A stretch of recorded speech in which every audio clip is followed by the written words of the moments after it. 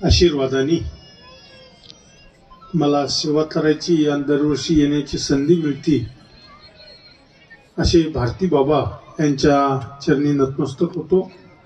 कारण की मी निवडून आल्यावर 2 महिन्यांनाच भारती बाबा आपल्यातून देहाने निघून गेले, पण विचाराने आणि आशीर्वादाने आपल्या सोबत आहे। आणि आज ज्यांचं आपण कीर्तन ऐकलंय काल्याचं ते ताटळे महाराज, चांदले महाराज आपल्याच परिसरातलं वैभव आहे, परतूर तालुक्यातलं आहे। गादीवर बसलेले भीमसेन महाराज,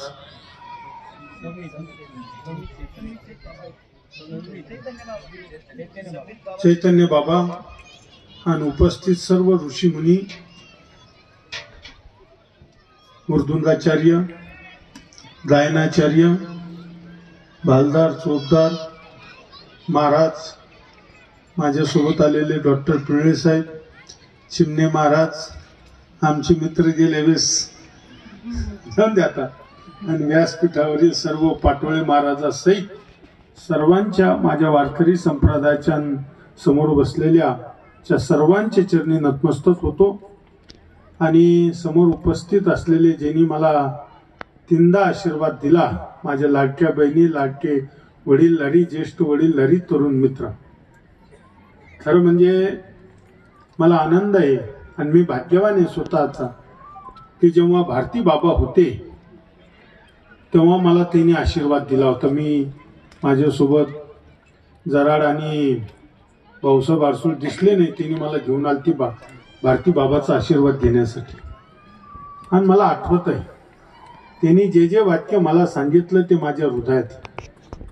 काम करायची इच्छा असती, संबंधित ठेकेदार भेटला नाही चांगला म्हणून काम अपूर्ण राहिलं, पण तोही करीन मी, दमादमान टोले देऊन पुढे नेऊ राहिले। रस्त्याचं काम बाकी होतं, रस्ता आपण चांगला केला। हाही रस्ता पावसामुळे खराब झाला, पण आता मी शिवाजी राणा देवदासरावला सांगित होतो ताताला, डॉक्टर पिळळे मला सांगित होते दाढी की एक तीर्थक्षेत्रात घेतलं पाहिजे। मग याला आलं मागच्या वेळेस झालंय, तर तेव्हा घेतलं पाहिजे असं चाललं होतं। तेही आता तीर्थक्षेत्रात आल्यामुळं महाराज निधी कमी पडणार नाही याची व्यवस्था करतोय मी, कारण की आपल्याला कोटीनं पैसे मिळू शकते। आणि मग आपण आता मी ठरविले, जसं आपल्या ताड हातगावच्या संस्थानला बी आपण काही निधी दिला, आपण तिथे स्टेज केला असा पाठीमागे मोठा, की त्याचा खर्च वाचतो आपला, आपण हाही केला पाहिजे। आणि समोर एक मंडप केलाच पाहिजे, याच्यात पुढे शंका नाही। ते पूर्ण झाल्यावर हेही करतो, पुढच्या वर्षीपर्यंत आपल्याला तुम्ही पावसाची चिंता केली आणि काबा ट्रस्ट करणाऱ्या शेतकऱ्याची चिंता केली। मी वारकरी आमदार आहे, तुमच्या आशीर्वादामुळे आपला खेळ जमेल, त्याच्यामुळे काही वाटत नाही मला। हे सगळी माणसं मला कायमस्वरूपी आशीर्वाद देतात। आता निसर्ग आला त्याला म्हण येते, देवानी दिलेलं सरत नाही, माणसानं किती दिलं तर पुरत नाही, त्याला काही करू शकत नाही। सरकार आपलं आहे। कालपासून मला वाटतं अंबड आणि घनसावंगी मध्ये 10,000 शेतकऱ्याच्या खात्यावर 10,000 रुपये पडत गेले। काल काहीला मॅसेजही आले असेल, मी रोज पाठपुरावे येते त्याच्यात। जिल्ह्याला 356 कोटी रुपये आले 4 दिवसापूर्वी, आणि त्याच्या खाली शेतकऱ्याच्या खात्यावर आपण ऍडव्हान्स म्हणून रब्बीसाठी 10,000 रुपये, मला वाटतं आजच एसडीएमशी बोललो, तहसीलदाराशी बोललो, दोन्ही तालुके मिळून आज शेतकऱ्याच्या खात्यावरही पैसे पुरवू राहिले। पण ही तुटपुंजी मदत जरी असली तर शेवटी देवानी निसर्ग आपल्यावर तोपला असं गृहीत धरा। शेतकऱ्यांनी खूप मेहनत घेतली, आता तर कापसाचं बोंडही नाही राहिलं। कालच्या 2-4 दिवसाच्या पावसाने काहीच नाही राहिलं, वाताही लावायची कामच नाही राहिली। मधी तरी सोयाबीन निघलं आणि आता काही नाही राहिलं, कारण की आता शेतकरी हा मलाही कळतोय हवालदिल झालाय, शेतकऱ्यावर संकट आलंय। पण ह्या गोष्टीला तुम्ही आम्ही काही करू शकत नाही।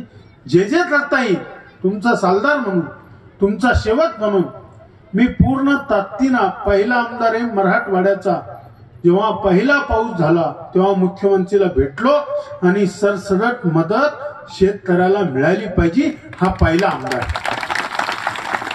जेव्हा मदत मिळाली तेव्हा मी तिथं होतो आणि मी रोज कलेक्टरशी भांडत होतो, तहसीलदाराशी भांडत होतो, एसडीएमशी भांडत होतो, कृषी विभागाशी भांडत होतो, आजही भांडलो. कारण की ज्या शेतकऱ्याचे शेतीत खरडून वाहून गेली त्याचे अजूनही पंचनामे झाले नाही. वड्या नाल्याच्या बाजूचे ज्याच्या विहिरी गेल्या, ज्याचे जनावर गेले, ज्याचे पाईपलाईन गेले, अजूनही त्याचे झाले नाही पंचनामे. हे पंचनामे करायला काल कलेक्टरला बोललो, सीएम ऑफिसला बोललो, साहेब अंबड तालुक्यामध्ये कुठेही पंचनामे अजून झाले नाही. ते मी खरडून गेले तर त्याला 50,000 रुपये आणि MRGS मधून 3 लाख रुपये. मी तो उलट म्हणतो की काही सरपंच लोक, काही माझ्यासारखे काही कार्यकर्ते असतात, त्यांनी म्हणलं पाहिजे 10 गुंठे गेली तर 30 गुंठे लिहून घेतली पाहिजे. आपले लोक काय करते त्याच कसा अनुभव होतो सनी आलं. अरे त्याला भेटलं तुला भेटून घे ना, हो त्याला भेटलं मला भेटून घे, देणार आहे ना.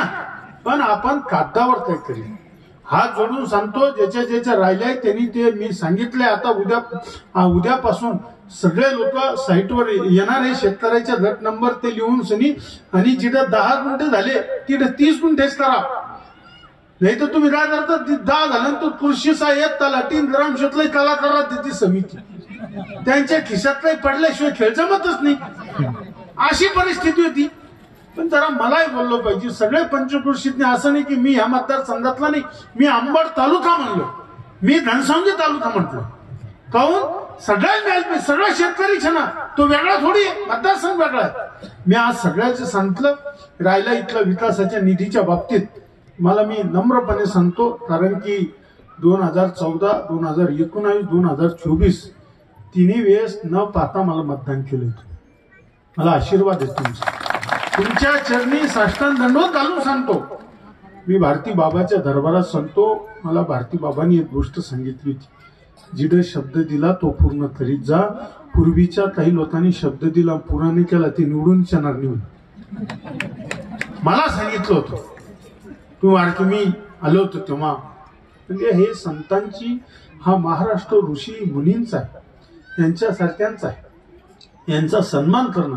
यांची वाणी खूप पवित्र आहे, एखाद्याला का काही भेटलं त्याचं कामच होतं. म्हणून मी भारती बाबाच्याही चरणी नतमस्तक होतो, तुमच्याही चरणी नतमस्तक होतो. मला आजही बाबाचं नाव घेतलं, त्यांची जर समोर जर आले पूर्ण त्यांची, जेव्हा मी आशीर्वाद घेताना जेव्हा ते नजरेसमोर येतात तर मला काटा येतो की त्या माणसाने दिलेला शब्द ही संतांच्या मुठीतली वाणी.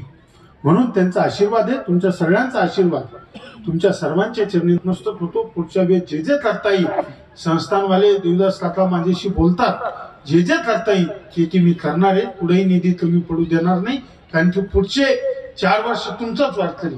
आपण आता इथं डीपी मंजूर केली, डीपीलाही पत्र दिलं, ते 1 महिना पंधरात ती डीपी बसून जाईल. इथली अजून एक मधला काहीतरी रस्ता दिला, त्या वेशीतून एक आलेला रस्ता, त्यालाही निधी 5 लाख रुपये दिला मी. अजून इथं महत्वाचं यांनी सांगितलंय आपल्या संयोजक मंडळींनी, उबाळे महाराज, पाटोळे महाराज, उबाळे महाराजांनी सांगितलं हे 100% बरोबर आहे तुमचं, आणि याला थोडा पैसा लागणार नाही. 1 कोटीभर रुपयाचं जर सभामंडप जर झालं इथलं तर कायम त्याची दलिंदरी निघणार आहे. म्हणजे पावसाचा आपल्याला प्रॉब्लेम येणार नाही. मग त्याच्यामुळे आपण हे कसं करता येईल हेही तुम्हाला मी 15 दिवसात सांगतो. पर्यटन मधून आपल्याला मंदिर सभामंडप बांधणाऱ्यामध्ये आपलं नाव झालं पाहिजे, पाडणार पुढेही केलं तर मंदिरात नाव आपलं कोणत्याही गावात जाऊन द्या, सभामंडप दिलं, हे महाराज असो, हे महाराज असो, अजून पुढेही कोणत्याही मंदिरात, गावातलं कोणत्याही मंदिर असो, त्याच्यामुळे मंदिर बांधणारच नाव व्हा मी वारकरी, आणि तुमच्यामुळे आपला खेळ जमेले. त्याच्यामुळे आपला नाही तर बाप पालिश करत होता, सांगितले आपण पहिल्यापासून, आपल्यावर काही नव्हतं. जे काय हे तुमच्यामुळे आणि यांच्या सारख्यांचा साधू संतांचा आशीर्वाद, यांच्या सगळ्यांच्या मुळे तुमच्यामुळे आशीर्वाद पोहोचलो. म्हणून प्रमाणितपणे सांगतो, ईड निधी तशी कमी पडणार नाही याची काळजी मी घेतो. सध्याला वर्षभर जरा निधीच मिळाली नाही, पण आता मिळणार आहे मार्चच्या नंतर, तेव्हा आपण याला निधी देऊ, आणि तेही काम अपूर्ण राहिलेलं पूर्ण करू एवढंही सांगतो. ईड पहिलं आपण व्यासपीठ करून घेऊ वरचं स्लॅपासहित, की म्हणजे आपल्याला मोठं हे होतंय, बरोबर आहे. आणि आता तुम्ही मला जायचं 10 लाख द्यायचा, त्या ठेकेदार 25 लाखाचा बाहेर चालला ना, तो असा टेंडर भरतो आणि आपलं नुकसान होतं. तर डायरेक्ट एजन्सीतून काम आपण चांगलं काम करून घेतोय. म्हणून एवढं सांगतो. आणि पुन्हा एकदा महाराज तुमचं कीर्तन ऐकून मी धन्य झालो. मी वारकरी आहे, सगळे साधू संत इथं बसले, तुमच्याही चरणी नतमस्तक होतो. आणि पुन्हा एकदा मला तिसऱ्यांदी तुम्ही आशीर्वाद देऊन मला निवडून दिलं, म्हणून सगळ्या लाडक्या बहिणीचा, ज्येष्ठ वडीलधाऱ्यांच्या चरणी नतमस्तक होतो आणि तुम्हाला मनापासून धन्यवाद देतो. जय हिंद, जय महाराष्ट्र, राम कृष्ण हरी.